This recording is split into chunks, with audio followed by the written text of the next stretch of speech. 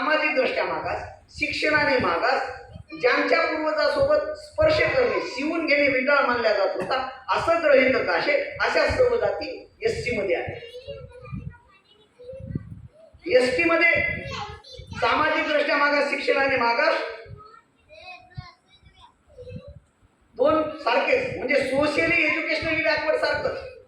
फक्त आदिवासीला काय जंगलामध्ये राहण्याला मजबूर केलंय. जसं पालघर आहे, मी म्हणत असतो पालघर म्हणजे काय, आदिवासीचं घर, पालामध्ये राहणाऱ्या लोकांचं घर, पक्क घर नाही.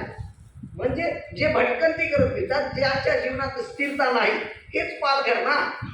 म्हणून सामाजिक दृष्ट्या मागास, शिक्षणाने मागास, ज्यांच्या जीवनात स्थिरता नाही, अस्थिर आहे, कबिलाई गुणधर्म आहे, मजल तर मजल करत फिरतात, ते सगळे आदिवासी. म्हणजे socially backward, educationally backward, those having the tribal traits, भटकंतीचे गुणधर्म आहे, हे आदिवासी. आता मग त्यांचे संविधानिक 341 नुसार एसटीला, 342 नुसार एसटीला, त्यांच्या लोकसंख्येच्या प्रमाणामध्ये रिझर्वेशन सरकार जिथं तिथं आहे. मग खासदारकीमध्ये, आमदारकीमध्ये, ग्रामपंचायत प्रमुख, जिल्हा परिषद, पंचायत समिती, सहकार, इथे सगळीकडे. उलट नोकऱ्यामध्ये सुद्धा त्याच्यासाठी खाते आहेत. समाज कल्याण खातं एससीच्या SCP म्हणतो, स्पेशल कॉम्पोनंट प्लॅन, आणि आदिवासीचं मंत्रालय आहे, त्यांचे सचिव आहेत, त्यांचं तालुका जिल्हा परत जाळा आहे ह्या योजना, याचं बजेट आहे त्याच्यासाठी, तेवढं बजेट द्यावंच लागते. म्हणजे आधी SC आणि ST साठी आहे, परंतु OBC साठी नाही. मग OBC म्हणजे काय, OBCला माहित नाही. OBCला जर विचारलं, ते मागासवर्गीय अधिकारी कोणी आहेत का ऑफिसमध्ये, OBC म्हणजे ते कुणीकडे हात दाखवते, SCच्या लोकडे हात दाखवते, ते आहेत ना म्हणते, ते दखणे साहेब वगैरे, ते असणार तर बघा. OBC स्वतःला मागासवर्गीय समजत नाही. आपल्याला मागासवर्गीय म्हणण्याचा मुद्दाच नाही, आपल्याला मागासवर्गीय म्हणण्याचा मुद्दा नाही. SC हे संविधानिक शब्द आहे, ST हे संविधानिक अनुसूचित जाती, अनुसूचित जमात.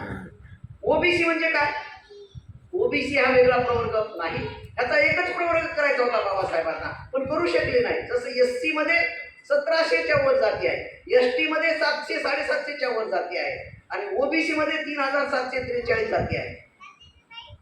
3743 जाती आहे. आणखी बी त्याच्यामध्ये भर पडत आहे. अनेक लोक OBC मध्ये येतो म्हणतात. OBC म्हणजे दुसरी तिसरी काय नसून SC ST सारखेच इतर, म्हणजे SC मागासवर्गीय, ST मागासवर्गीय, SC ST सारखेच इतर मागासवर्गीय, म्हणजे SC ST सारखेच अदर बॅकवर्ड क्लासेस सारखेच.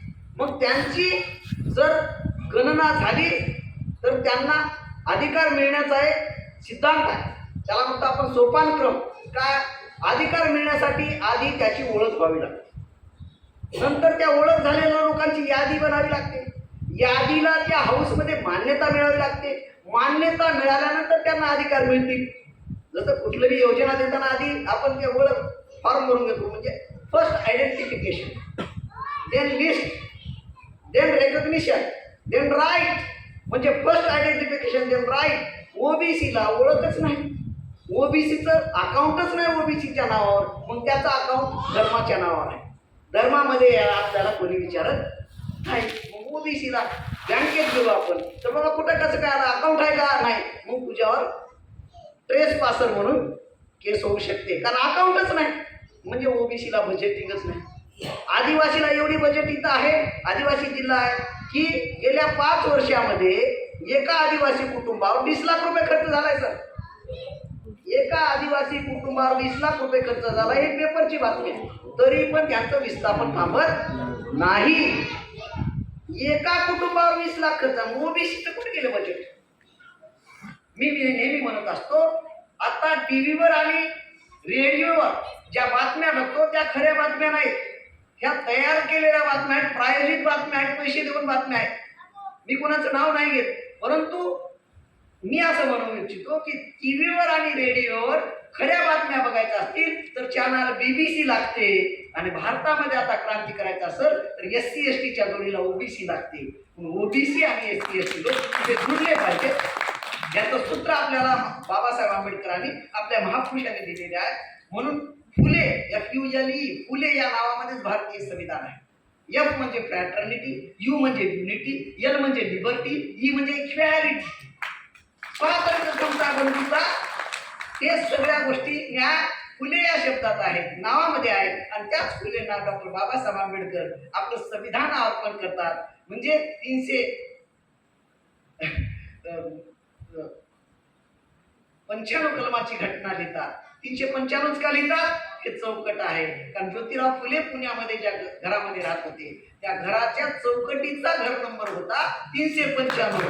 हे बाबासाहेबांना वाटलं इथून पुढे जे काही चालेल ते माझ्या गुरुच्या चौकटीतून चालेल. म्हणून आज आपल्याला आपण काही नाही केलं, आपलं जीवन झालं, पण येणाऱ्या पिढीसाठी फार वाईट दिवस आहेत बांधवांनो. सध्या प्रशासनामध्ये याच्यामध्ये आम्ही आहोत, म्हणजे बिलकुल सुरक्षित नाही आहोत. म्हणजे सगळ्या गोष्टी सुरक्षित आहेत.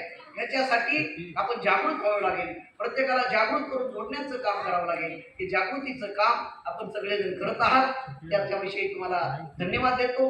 आणि आजच्या या कार्यक्रमाचं उद्घाटन झालं असं मी जाहीर करतो. धन्यवाद.